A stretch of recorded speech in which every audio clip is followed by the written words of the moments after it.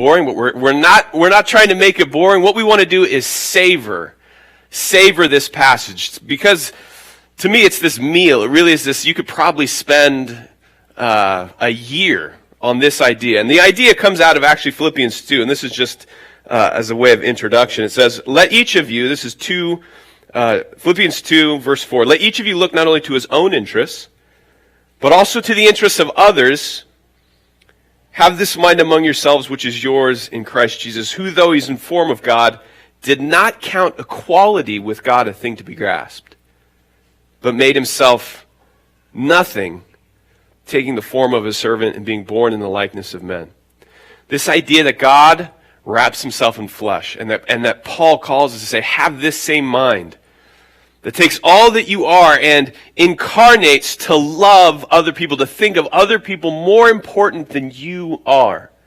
To me, it's this meal you just got to savor. There's no way we could go for hours and hours. So what we've done is we've kind of broken it up. So September 18th, we're going to just ruminate on what does it look like to have this mind of Christ in the workplace.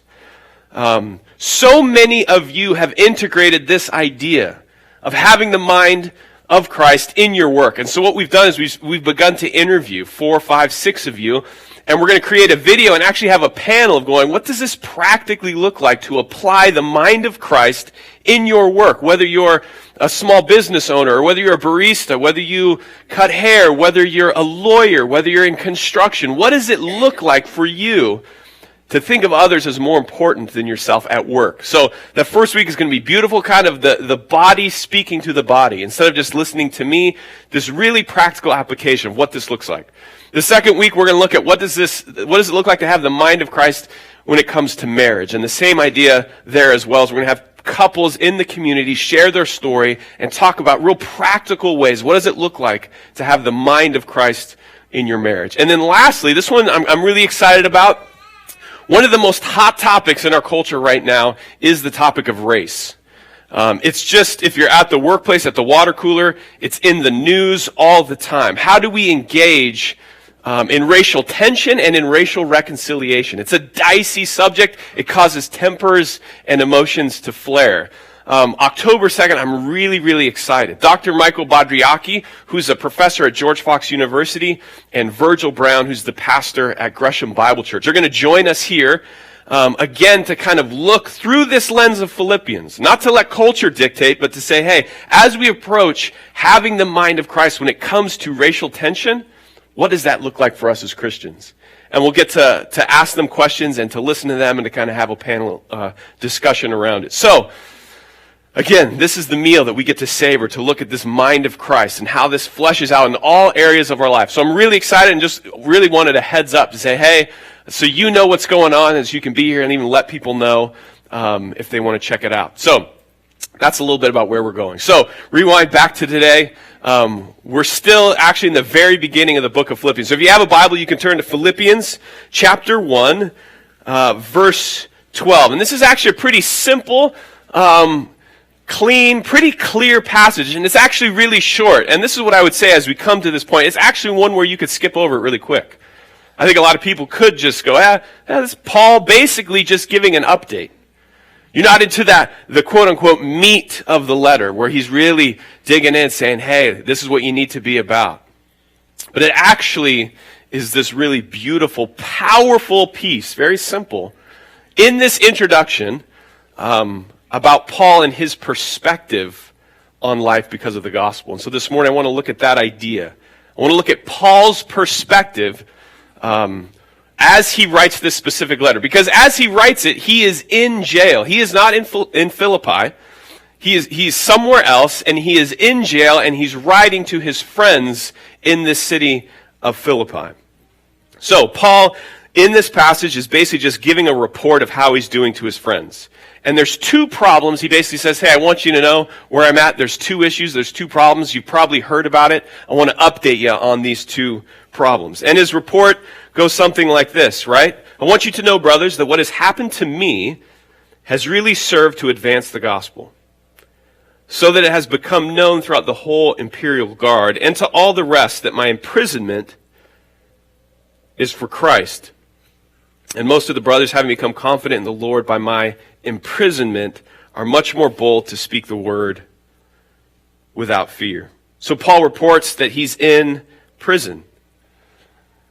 And that this may seem like a setback, but something has happened. The gospel has started to spread throughout all the guards, the imperial guard, the people guarding the prisoners. The gospel has spread. And secondly, what this has happened is that there's this increased boldness in sharing this story of Jesus. So Paul's in prison, and he's telling the story, and people start to hear it, and it's caused among the Philippians this, or among the people that he's with, this boldness and this courage to continue to tell the story of Jesus. Now, before we gloss over this is what I would say. What does Paul do? He's a traveling missionary.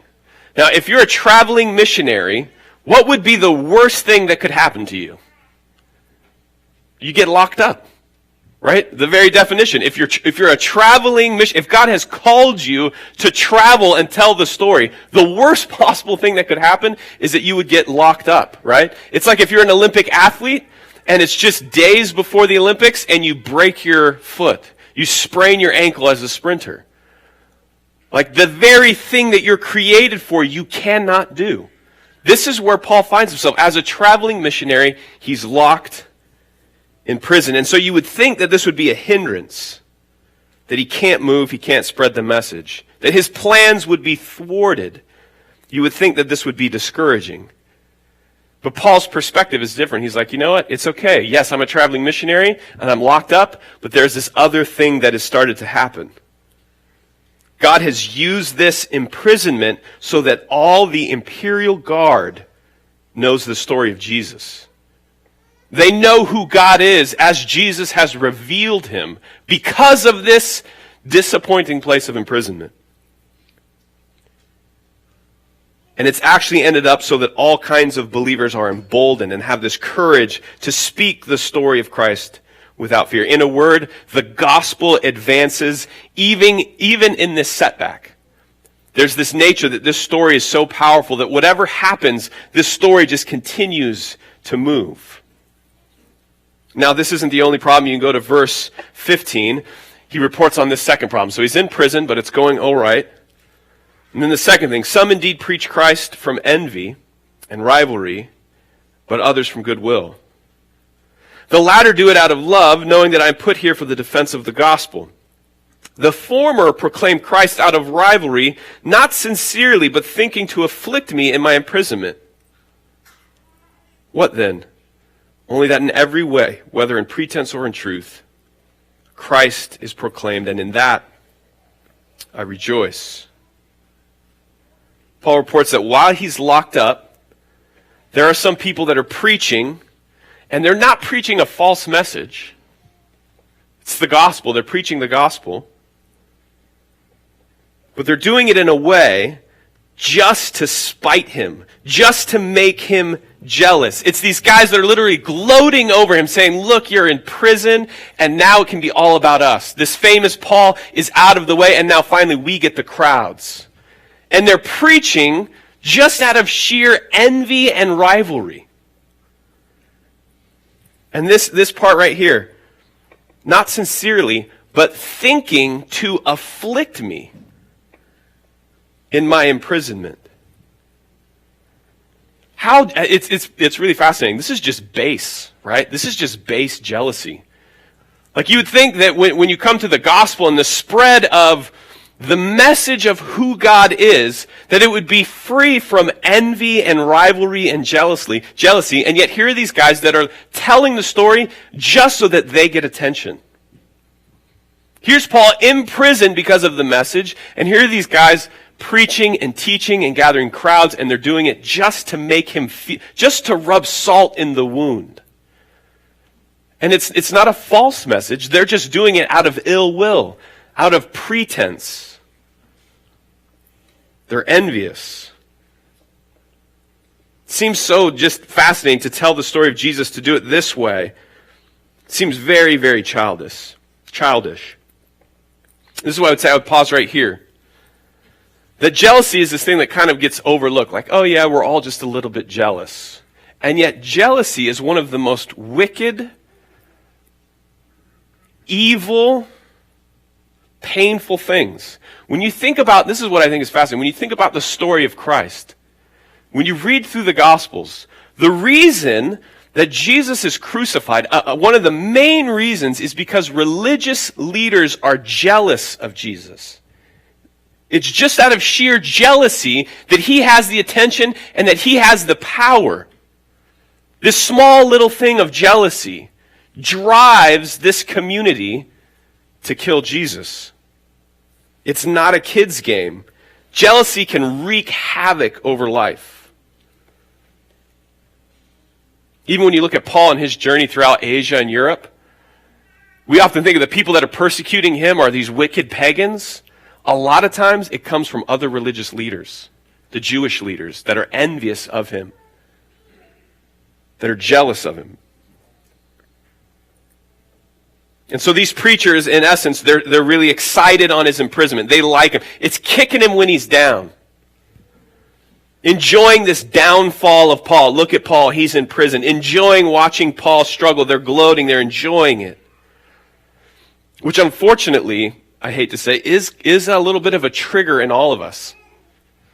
To watch the strong stumble, whether it's political, whether it's in the career, someone that seemingly has it all together, to watch. There's some morbid enjoyment that we get out of watching someone kind of fail. A lot of times it just makes us feel a little bit better about how weak we are. I'm like, oh yeah. And these guys are just openly enjoying it, just going, look at Paul, just gloating over him, going, now we can really tell the message. Paul's in prison where he should be, just gloating over him.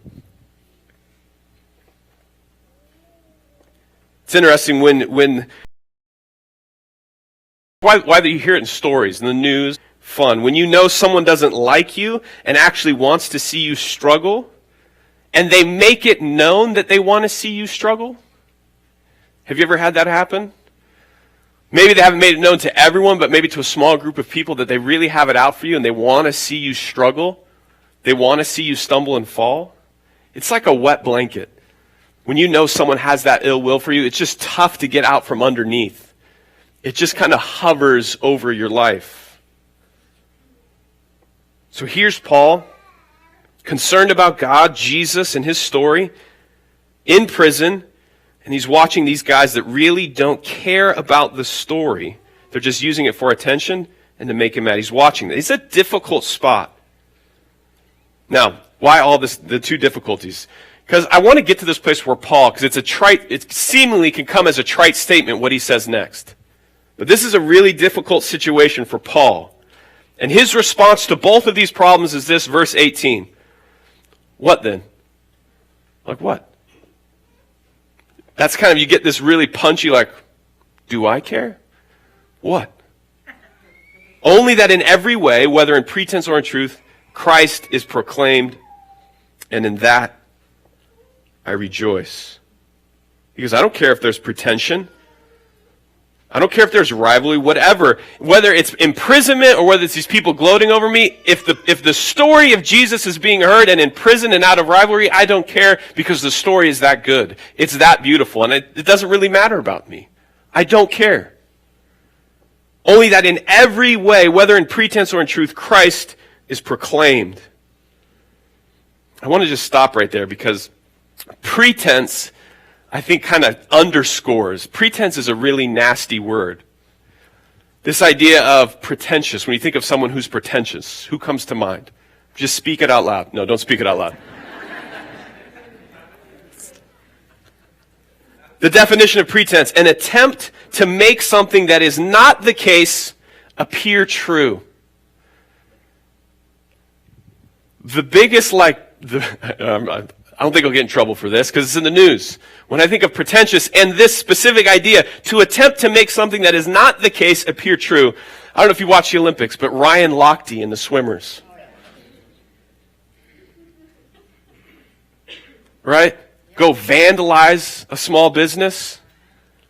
Just tear it up. If you don't know the story, Olympic swimmers got gold medals, party late night in Rio, vandalized this gas station, and then make up a story about how these thugs in Rio, because we kind of have this association with what people in Rio are really like, they make up a story about how they were robbed at gunpoint.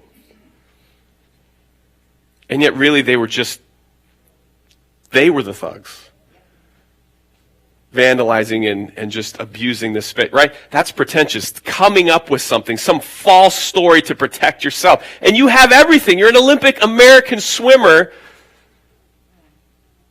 And you're going to make up false stories about these people that own this place, right? That's pretension. And why is it a gigantic story? Because we hate pretentious people.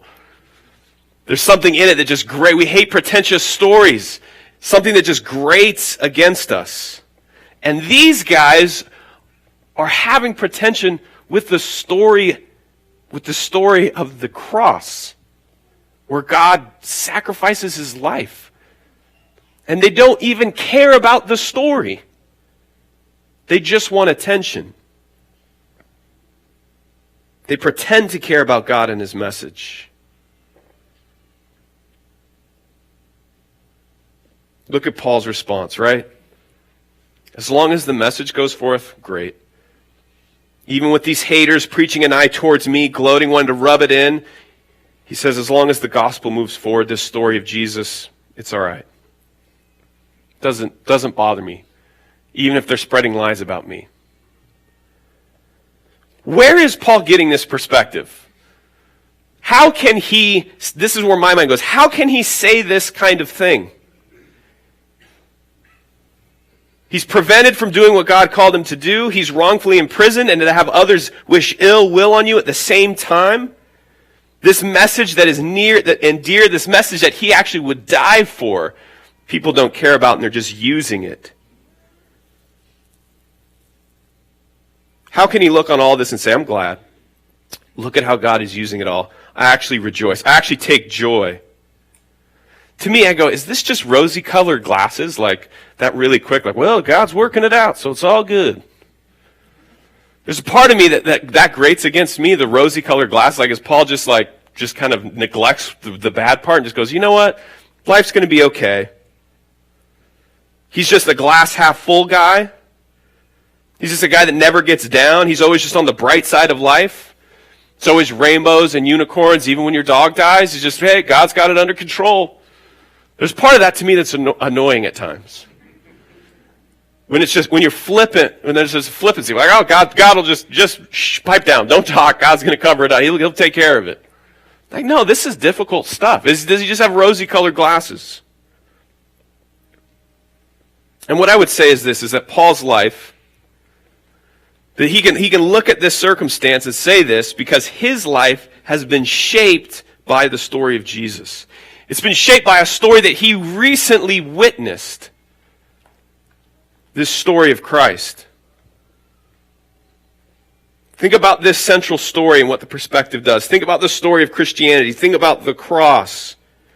The cross is humanity's darkest hour, where leaders of church, state, culture, leaders, out of jealousy and fear, kill an innocent man, and not just an innocent man, kill God in the flesh. God come to earth. This wasn't a bunch of thugs and evil criminals gathering to kill Christ. This was the supposed best of us, the leaders. And they all pursue him with murderous intent, and they succeed. They actually kill God in the flesh. It is humanity's darkest hour, and it reveals this darkness that can be present in all of us, even the best. And yet at the same time, it is the very unveiling of the glory and goodness and love of God. It's the paradox of the cross. God is forgiving and loving the world, forgiving it of its sin at the same time that humanity destroys its creator. Out of this immense evil and darkness, God works his purpose for good. To say it another way, at the cross, evil triumphed, and as a result, it lost. And this story has shaped Paul. It is not rosy-colored glasses. So if he's beaten, put in chains, people talking bad about him. He knows that out of darkness, light. He knows the story and the perspective of this Jesus. That is a very powerful story to be shaped by. To say, I know that this is what God can do. It's the story that shaped Paul, and it's the story that he is sharing amongst the guards. When you center your life around this story of Jesus Christ, you can look at seeming challenges, misunderstanding, troubles, even evil with a larger perspective, a deeper trust that God can use any circumstance, even painful circumstance, to bring about his goodness. So no, it's not annoying optimism for Paul. It's the beauty of the Christian story. It's why it's called good news. This is really good stuff. When you live between the realities of the infinite grace and love of God and the knowledge that that a lot of humanity lives in rejection of God, it's very powerful. Your perspective grows. You know the darkness of the human heart, and yet you know the greater love and purposes of God. And so you can say, yeah, I rejoice. There's something deeper in me that's anchoring me. I just want to take it one more step before we apply this. So I think it's the story of Christ that has shaped Paul, but then I also just want to nod towards the story of Paul himself. Because I think it's easy to approach these letters and just go like, Paul had it all together, all the time throughout his whole life. But think about Paul's story. It began with him persecuting Jesus and his followers, actually killing Christians. It's one of the first stories you see in Acts is Thomas. No, is it? Yeah, I think it's Thomas. Stephen, thank you. Maybe you guys should preach. I'm like, turn to First Hesitations and open your Bible where we see doubting Thomas. No. Stephen, right? Telling the story of Jesus. Leaders get so infuriated out of jealousy, they stone him. Right? And then where do they go? They lay all their cloaks down at this guy's feet, this guy named Paul. Paul's going house to house, and he's killing Christians. And yet God shows up, Jesus shows up in his life and says, Paul, you're doing some really dark work, and it's not the end of the road for you. I'm actually going to turn your life around. And the way I've shaped you to be this powerful writer and communicator and missionary, for the wrong reasons, I'm going to take all that stuff and I'm going to use it for my glory. All that. Can you imagine having blood on your hands in your past? And yet somehow Paul says, no, I can leave my past behind. I'm shaped by the story of Christ because this is the good news. God takes things that are dark and he makes them beautiful. So yeah, this would be encouraging to the Philippians. I'm in prison, still sharing the gospel, the message is going forth. People are hating me out of envy and jealousy. They're preaching the gospel, but it's all right. As long as this message, there's something in this message that's so good, so beautiful. As long as it gets out, it's not about me. I'm okay. I rejoice, even in prison and in jealousy. Application. A couple questions I've been asking myself and I would offer to you. As we come to this passage, do you have deep disappointments because of the plans that you made and they fell through? It's easy at some level to relate to Paul.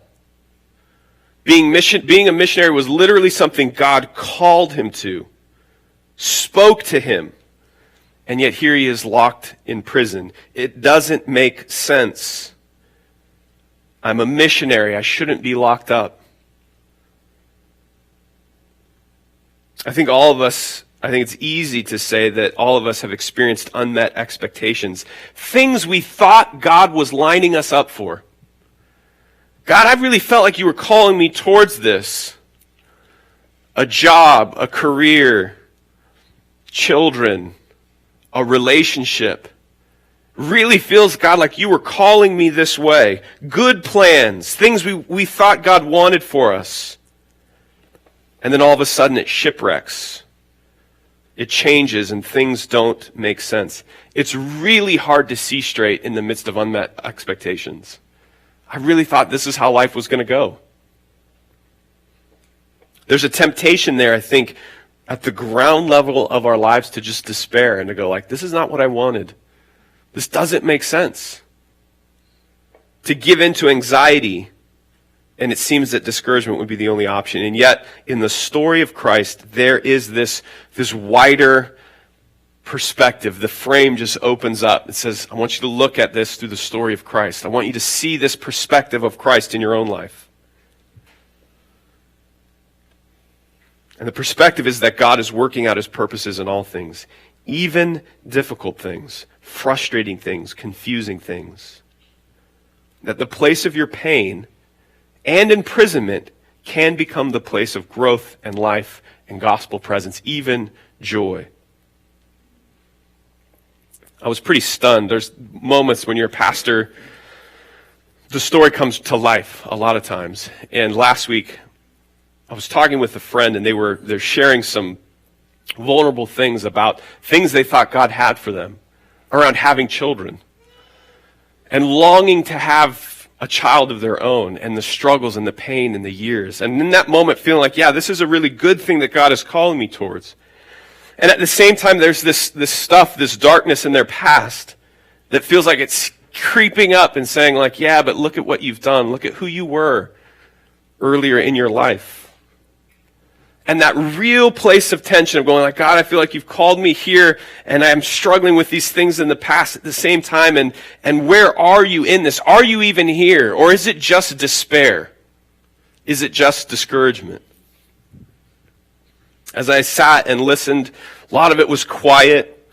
We left the meeting. This was last week. And they sent me this quote.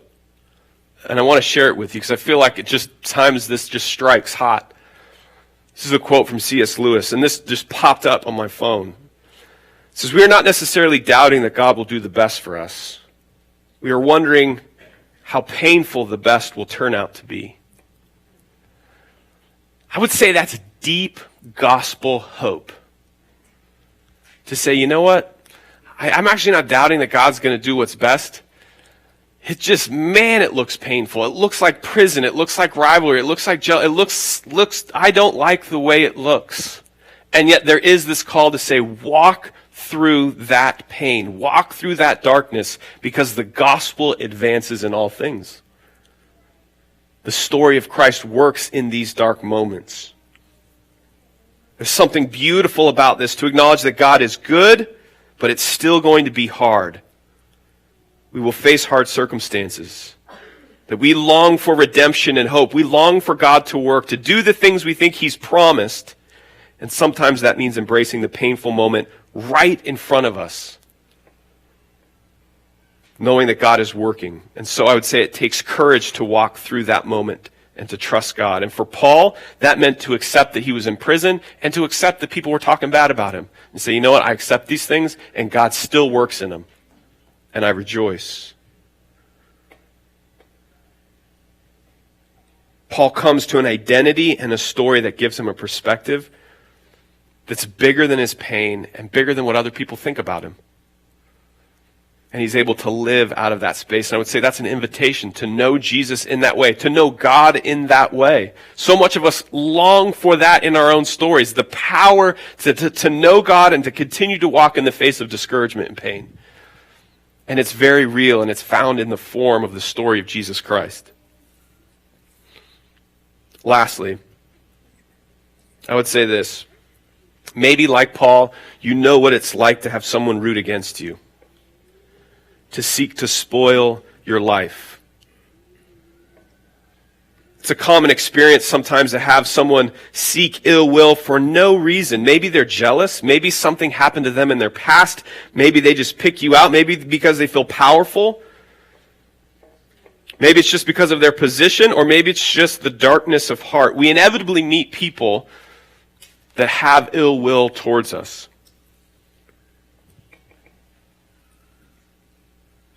That want to rejoice over our failures. And God says, I know this place too. I know what it's like for people to rejoice at me falling. I've been in that space, and that is the space where I work. I know what it's like to be misunderstood, to be lied about, to be spit upon. I know that place, and I live in that place. And so follow me. Walk with me. Don't give in to this story of the world and the flesh and the devil. Follow me, and you will find this light, this goodness, this strength of the gospel story. Know that he works from that place as well. Evil triumphs, and as a result it loses. Ultimately, God's purposes will not be stopped by an evil and sinful intent. It will work good. And so put this story at the center of your life. Let it shape your expectations, and as a result, you'll be able to hope in all things, be content in all things. Ultimately, the biggest perspective we can put on our life is this story of the cross. And this is why each week we come and we receive communion. We retell the story that it was from death that life flows and flourishes. And so I invite you to this story, to remember, Christ invited us to remember the story and to claim it as our story for our lives, to take his body and his blood, the bread and the wine, to remember that he gave his life. And in that dark moment, it made life and beauty for us. So each week we shape our lives around that story by coming to the table. So I invite you to come and to take the bread and to dip it in the wine. Let's pray. Father, we know that